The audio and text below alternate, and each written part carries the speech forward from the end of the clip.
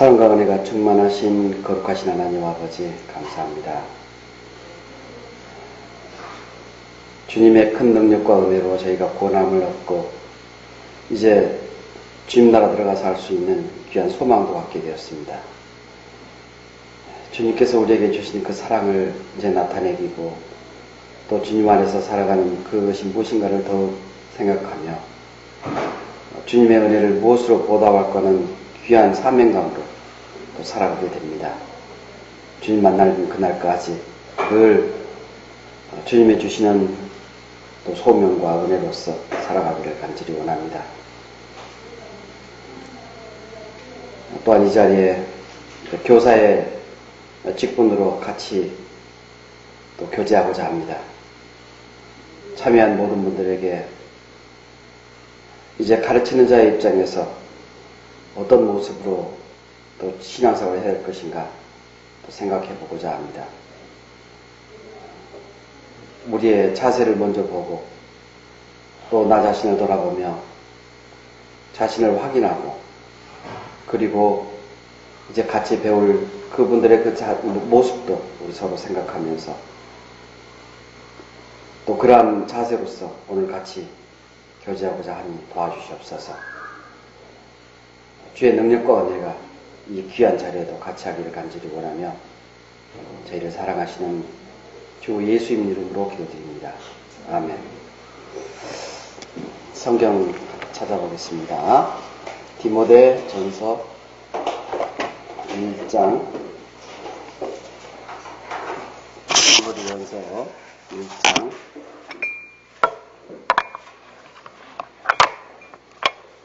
12절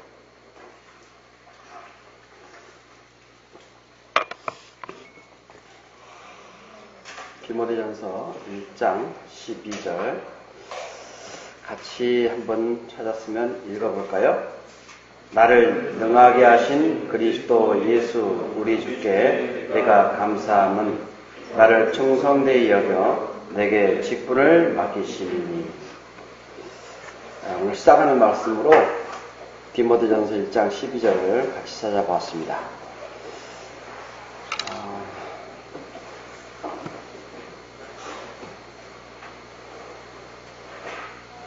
교사란 하나님께서 허락하신 직분 중에 말씀을 맡아 봉사할 수 있는 직분, 목사와 교사, 그런 직분임을 우리 마음속에 생각하면서 오늘 이 시간을 같이 했으면 좋겠습니다. 교사는 뭘까요? 교사란 뭐라고 생각하세요? 단순히 남을 가르치기 위한 사람일까요? 물론 그렇게 생각할 수도 있겠지만 교사란 자기 자신의 모습을 먼저 바로 하고 그 바로 된 그 자세를 다른 사람에게 알리는 거죠. 나는 준비 안 됐는데 다른 사람에게 알리려고 한다면 그건 교사의 자세에서 벗어난 겁니다. 그냥 가르치려면은 나 자신이 먼저 가르칠 수 있는 자세가 준비가 되어 있어야 되는 거죠. 그래서 그거에 대해서 이번 시간에 좀 생각해 보고자 합니다. 나눠드린 유인물 갖고 계시죠? 그 유인물을 중심으로 교제하고자 합니다. 첫 번째가 교사의 자세, 그리고 교사는 확신을 가지고 있는 사람이어야 합니다. 여기 교사가 반드시 갖춰야 될 세 가지 확신이 있습니다. 봉사하기 위해서 무엇을 먼저 갖춰야 할 확신인 가장 중요한 것은 구원의 확신이겠죠. 구원의 확신을 갖고 있지 않은 사람이 다른 사람에게 뭘 가르칠 수 있다고 한다면 이건 뭔가 잘못된 겁니다. 그래서 그 세 가지 확신으로서 가져야 될 것을 첫 번째가 구원의 확신을 가지고 있어야 된다고 했습니다. 아주 가끔 교사로 봉사하던 분이 찾아와서 구원의 확신이 없다고 고백하는 경우도 있습니다. 소경이 소경을 인도하는 것은 하나님 앞에 큰 죄가 분명합니다. 거기 마태복음 15장 15절이라고 되어 있는데 마태복음 15장 14절로 고치시기 바랍니다. 마태복음 15장 14절에서는 한번 찾아봅시다. 마태복음 15장 14절.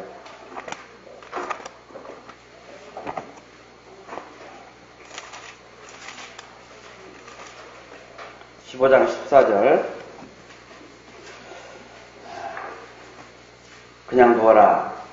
저희는 소경이 되어 소경을 인도하는 자로다. 만일 소경이 소경을 인도하면 둘이 다 구덩이에 빠지리라. 앞을 못 보고 있는 사람이 뒤에 따라오는 사람을 또 역시 소경이라 한다면 그 사람들의 가는 결국은 이미 정해져 있어요. 바로 갈 수가 없겠죠? 어느 곳이 어느 곳인지를 알지 못하고 가는 거예요. 그렇단다면 어떻게 해야 그들이 바로 갈 수가 있겠어요? 소경이 아닌 다른 사람이 이걸 인도해야 되겠죠? 소경이 아닌 다른 사람이 소경들을 인도해야 바로 갈 수가 있는 거죠. 우리 교사분들이라고 한다면 나도 모르는데 모르는 사람을 앞에서 리드한다는 것은 뭔가 잘못된 겁니다. 그래서 그런 마음, 이건 아주 큰 죄라고, 하나님 앞에 큰 죄라고 얘기했습니다. 어떤 이들은 주님을 위하여 열심히 봉사를 한다면 구원의 확신이 생기리라 생각하여 교사를 자원하기도 합니다. 하지만 그 열심은 자신의 의를 드러내는 것이요 하나님과 아무런 관계도 없는 것이며 오히려 하나님 앞에 큰 범죄가 된다는 사실을 먼저 우리가 알아야 됩니다. 내 자신이 먼저 확신을 가져야만이 그 다음에 다른 사람의 확신이 있게끔 얘기를 해야 되겠잖아요. 성경을 제대로 확신을 못하고 있는 사람이 다른 사람을 가르친다면 배우는 그 사람들이 무슨 확신을 얻을 수가 있겠어요? 그래서 내가 먼저 구원을 받고 구원의 확신을 가져야만이 다른 사람들에게 얘기할 수가 있어요. 성경은 구원은 어떤 겁니까? 보이는 거예요? 잡히는 거예요? 내가 아무것도 확인할 수 없는 그런 거잖아요.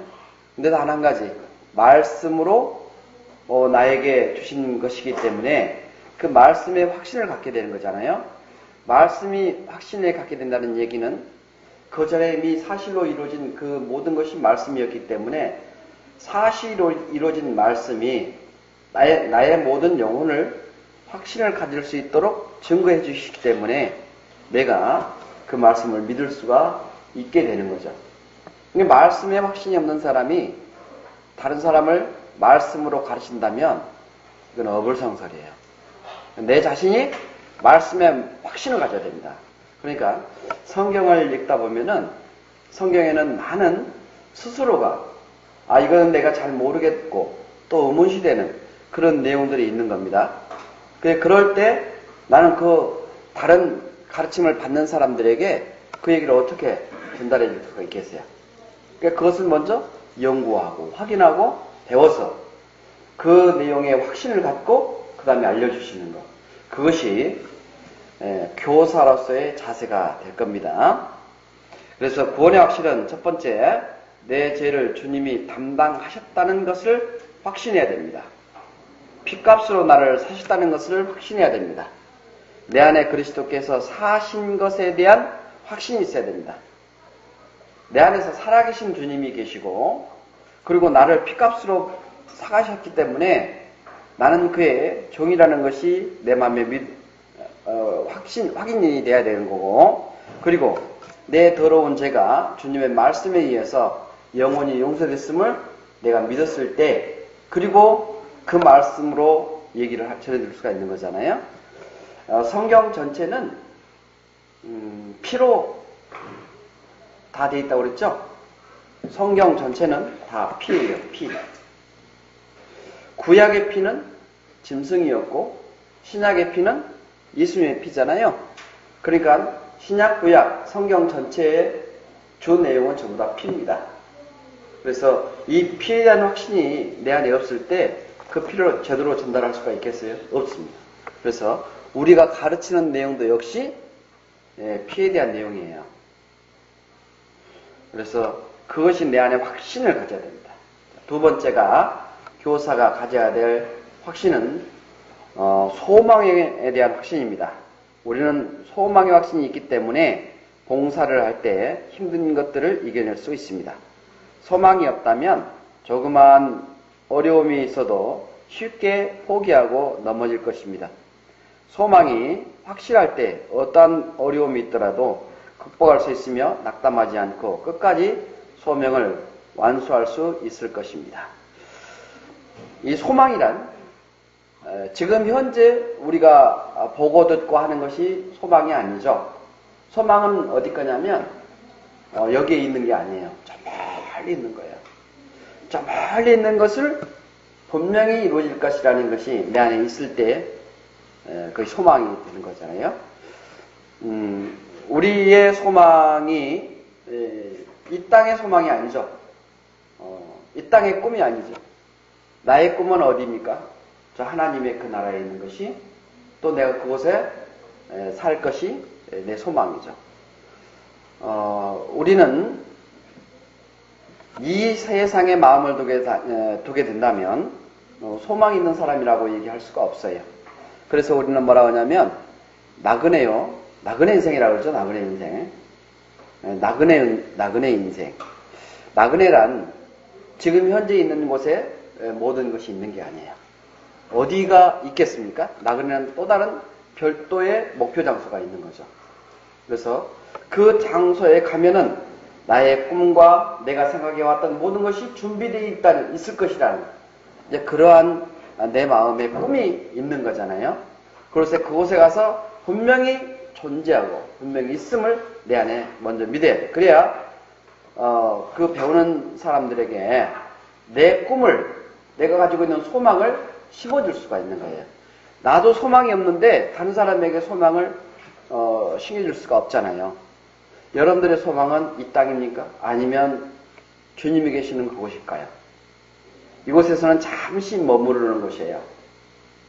그래서 이스라엘 사람들이 광야 40년 생활하면서 그 하나님이 계실 때 그 성막에 구름이 머물러 있으면 그 자리에 있지만 구름이 성막에서 떠서 움직이게 되면 모든 성막 기구를 다 걷어서 들쳐매고 그리고 그 구름을 따라서 정처 없이 가는 거예요. 그들은 정처 없이라고 제가 표현을 했지만 그곳에는 분명히 그들이 가는 곳이 있어요. 그것이 바로 가나안 땅. 하나님이 약속한 땅, 약속의 땅이잖아요. 그 약속의 땅을 가기 위한 하나의 과정이죠. 그곳에 머무르고 있는 것이 결국 그들의 목적지는 아닙니다. 그들이 가야 될 곳은 분명히 하나님이 약속한 그 땅이 있어요. 우리도 이 땅에는 잠시 머무르도록 잠시 쉬어갈 수 있는 장소일 뿐이지 이 땅의 것이 소망이 아니에요. 우리의 소망은 이 땅이 아니라 어디란 얘기죠? 하나님이 계시는 그곳이에요. 그러니까 내가 가지고 있는 소망을 그들에게, 배울 수 있는 그들에게 소망을 분명히 전해줘야 됩니다. 그래서 부활의 소망이 있어야 됩니다. 부활이 없는 구원은 있을 수가 없습니다.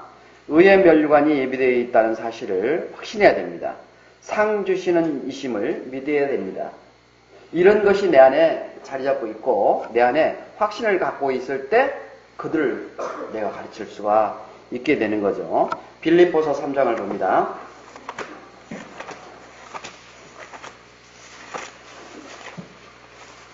빌립보서 3장 10절.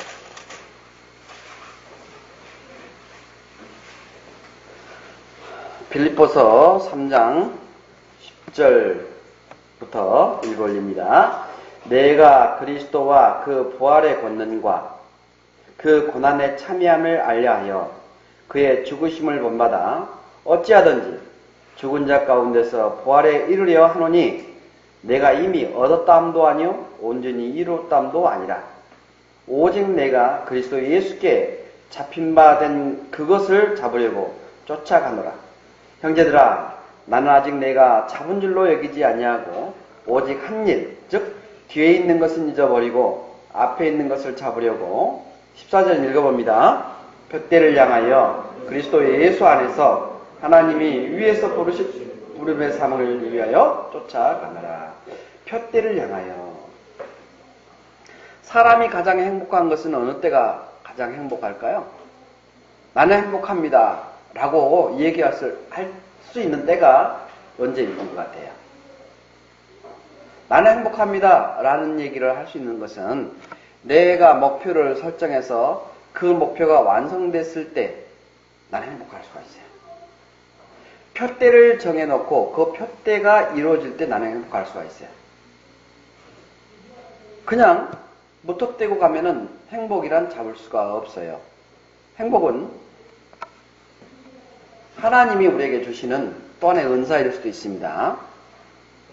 나는 아무 목적 없이, 그럼 성취감을 느낄 수가 없죠. 그렇게 된다면 나는 대학을 어느 수준에 뒀을 때, 그 어느 수준에 뒀을 때 그 대학에 입학함으로써 내가 성취감을 느낄 수 있고, 내가 어느 직장에 목표를 뒀을 때 그 목표가 이루어지면 내가 성취감을 느끼면서 행복감을 느낄 수가 있는 거고, 어느 목표치가 설정되지 않은 사람은 아무런 느낌이 없어요. 행복감이 없어요. 기쁨이 없어요.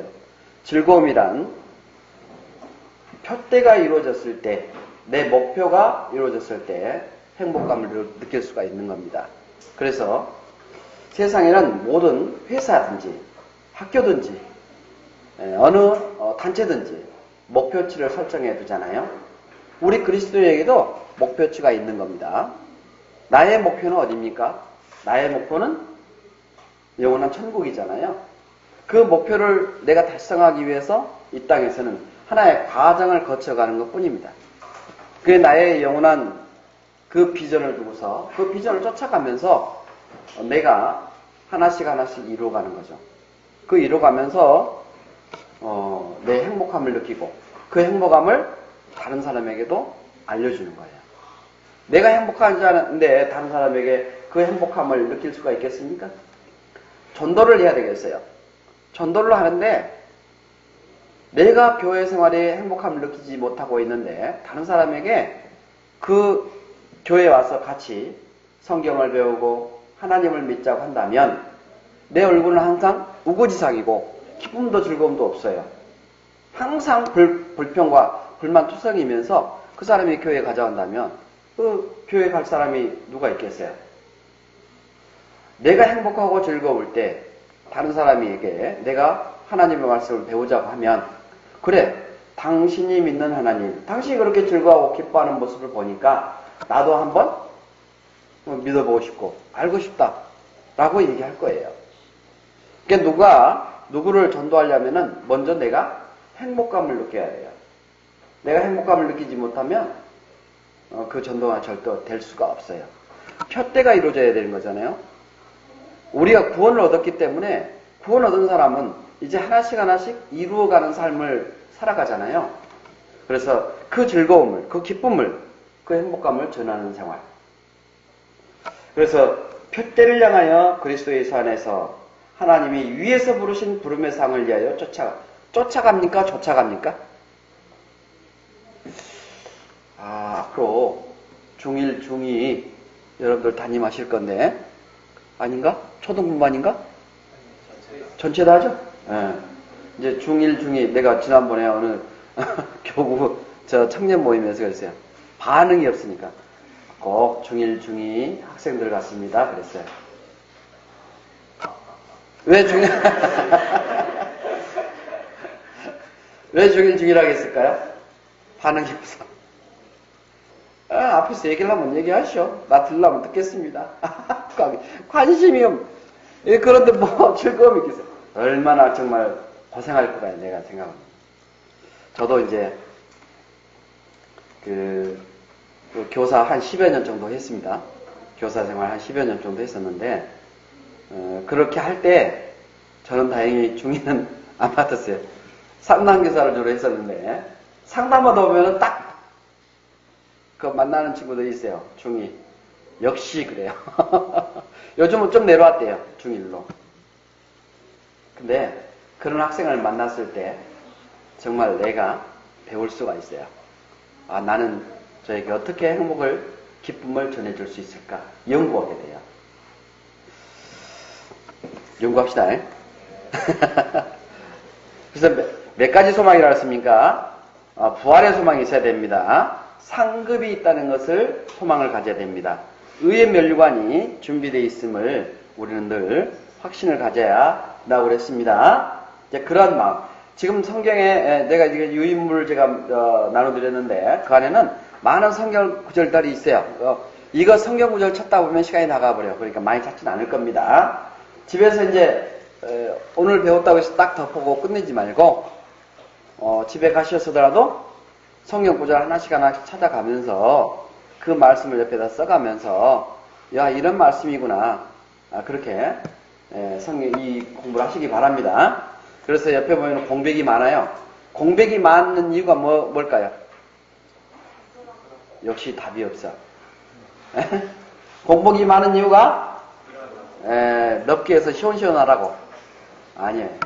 거기다 낙서도 하고 본인 생각을 써보기도 하고 그 다음에 성경을 찾아서 거기다 써보기도 하고 그러라고. 공간을 준 겁니다. 그래서 공부를 그렇게 하셔야 돼요. 책이 깨끗한 학생이 공부 잘할까요? 지저분한 학생이 공부 잘할까요? 왜 지저분해져요, 그가? 자기가 연구하고 확인했던 것을 기록하잖아요. 뭐 하려고? 잊어버리지 않으려고. 그렇죠? 그래서 이 성경책도 여러분들 거기다가 여백 성경을 많이 가지고 있는 것 같아. 맞아요? 여백 성경이 왜 필요합니까? 말씀을 배우다가 필요한 구절, 필요한 말씀, 떠오르는 예화 이런 걸 여기다 써보고 하라고. 그냥 깨끗하게 보관하라고 이렇게 거기 여백 둔 게 아니고 공부 열심히 하라고. 공부 열심히 하시기 바랍니다. 그 다음에 소명의 확신이 있어야 됩니다. 소명. 소명이 뭐냐? 하나님께서 나를 귀히 여겨 일꾼 삼아 주셨으며 하나님의 일꾼으로서 가져야 할 마음은 죽도록 충성하고자 하는 마음입니다. 다니엘, 에스겔, 에레미야, 바울, 베드로, 야고보, 요한을 부르셨던 하나님께서 나를 구원하여 주시고 교회에서 교사로 부르신 것입니다. 얼마나 멋집니까? 멋지지 않아요? 하나님이 에스겔 선지자를 불렀습니다. 다니엘 선지자를 불렀습니다. 모세를 불렀습니다. 그리고 하나님께서는 그들을 불러서 하나님의 일을 했어요. 지금 이 시대는 누구를 불렀어요? 우리 각자를 불렀어요. 뭐 하려고? 주의 일을 하시려고. 그 선지자를 불렀던 그분께서 나 역시 불렀다는 것은 얼마나 영광스러운 일에 우리는 참여한 자가 됐는지 정말 감사할 뿐이잖아요. 고린도전서 3장을 봅니다. 고린도전서 3장 9절.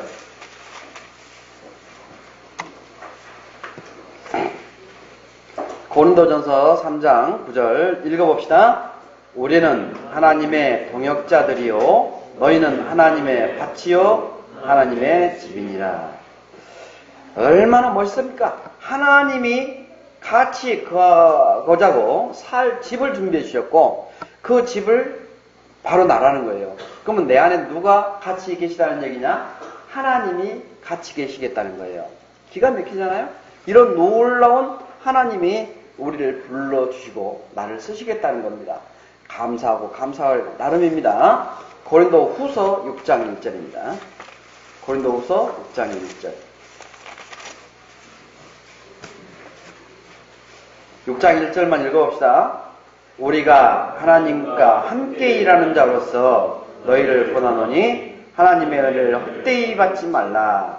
자, 우리를 어떻게 불렀다고요? 하나님과 함께 일하는 자. 뭐 하는 자? 함께 일하는 자예요. 나를 행복하게 하시는 분과 같이 일을 하게 되면 나 역시 행복하고, 나를 힘들게 하는 분하고 같이 일하게 되면 나 역시 힘들잖아요. 근데 하나님은 나를 어떻게 해주신 분입니까? 행복하게 해주신 분이고 나를 영원한 천국에 하신 분이시고, 그러니까 나는 얼마나 감사하고 고마울 뿐이에요. 너무너무 좋잖아요. 이런 하나님께서 나를 불러주셨어요. 뭐 하시려고? 일하시려고. 나하고 같이 일하시려고. 같이 있는 것 그 자체만이라도 우리는 행복감을 취할 수가 있는 겁니다. 그래서 주님은 우리를 보내실 때 능력으로 함께 하시고 끝까지 우리를 붙들어 주십니다. 하나님께서 주신 일이기에 맡은 자들은 충성을 다해야 됩니다. 맡은 자들에게는 할 일은 딱 한 가지 뿐이에요. 고린도전서 4장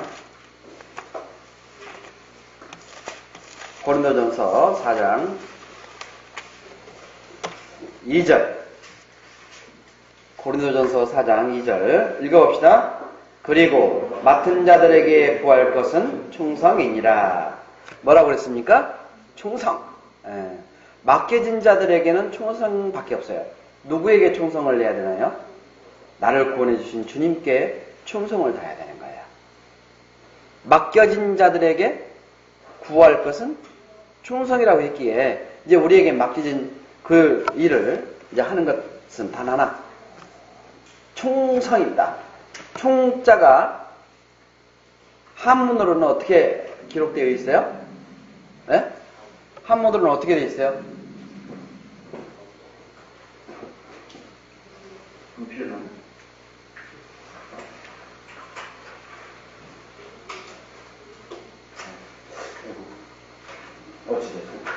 충자가 어떻게 써요? 가운데 줄자예요. 그 다음에 마음 식자잖아요.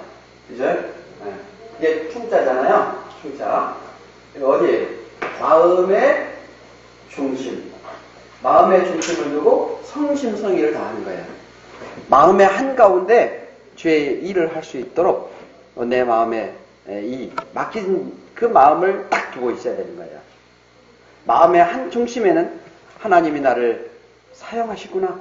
이것이 마음에 들어있어야 됩니다. 자, 그 다음에 4번.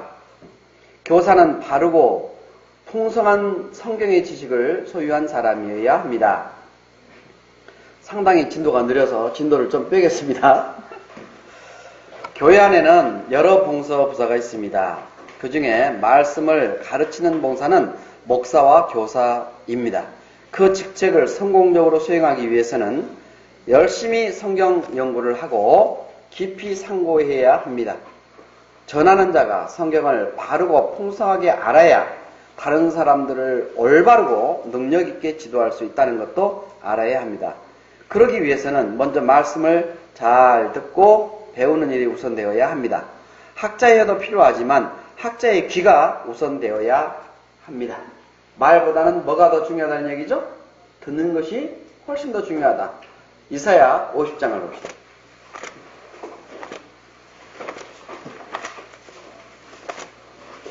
이사야 50장